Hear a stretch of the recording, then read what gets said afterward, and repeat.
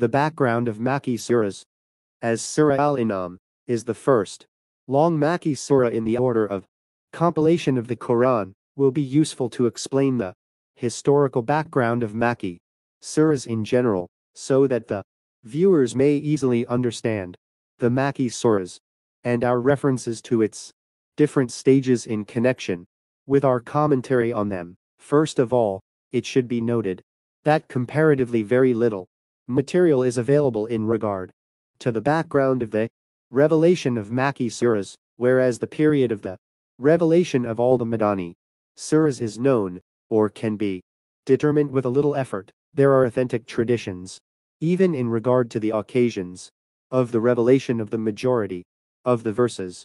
On the other hand, we do not have such detailed information regarding the Makki surahs.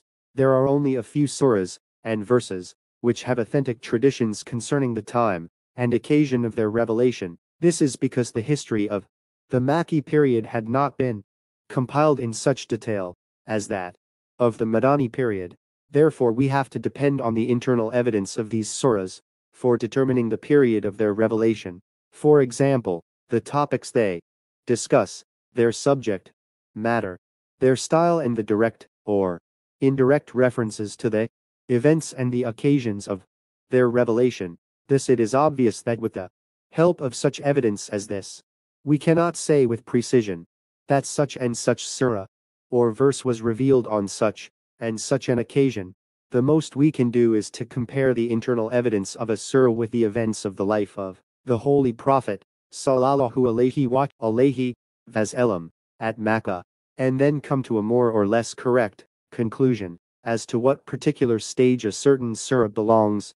If we keep the above things in view, the history of the mission of the Holy Prophet Sallallahu alayhi Vasellum at Makkah can be divided into 4 stages.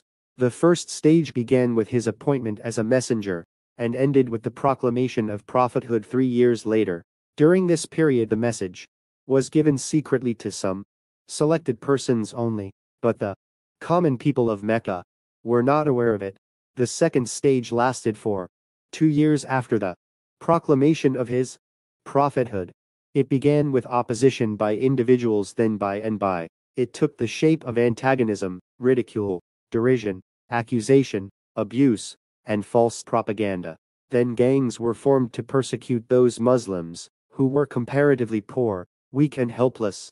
The third stage lasted for about 6 years, from the beginning of the persecution to the death of Hadrat Abu Talib and Hadrat Khadijah, Radiallahu anha, in the 10th year of prophethood. During this period, the persecution of the Muslims became so savage and brutal that many of them were forced to migrate to Habash.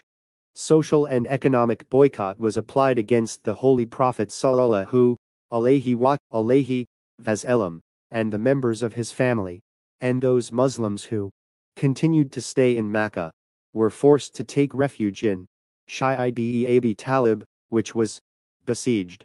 The fourth stage lasted for about 3 years, from the 10th to the 13th year of prophethood. This was a period of hard trials and grievous sufferings for the Holy Prophet Sallallahu alayhi Vasellum and his followers. Life had become unendurable at Makkah, and there appeared to be no place of refuge, even outside it, so much so that when the Holy Prophet Sallallahu alayhi Vasellum went to Tif, it offered no shelter or protection. Besides this, on the occasion of Hajj, he would appeal to each and every Arab clan to accept his invitation to Islam, but met with blank refusal from every quarter. At the same time, the people of Makkah were holding councils to get rid of him by killing, or imprisoning, or banishing him from their city.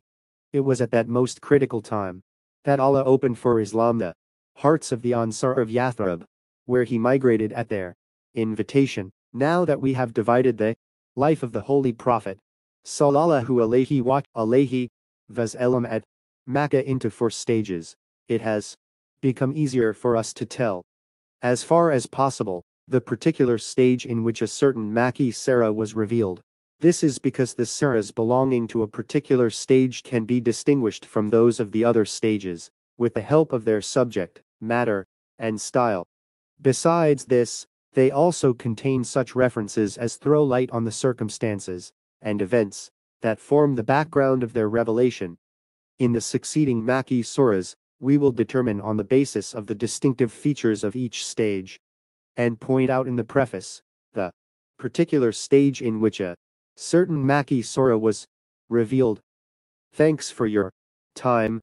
Please keep watching and stay connected to Jamil TV.